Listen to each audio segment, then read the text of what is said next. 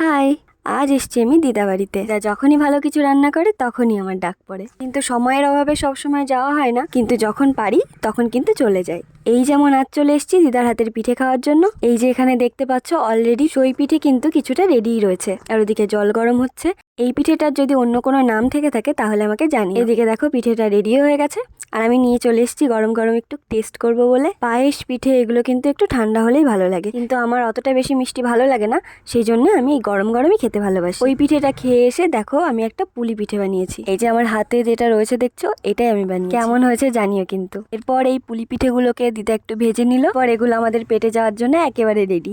এখানে ব্যাপারটা কি হচ্ছে বলতো, এখানে একটা করে পিঠে হচ্ছে আর আমরা খাচ্ছি।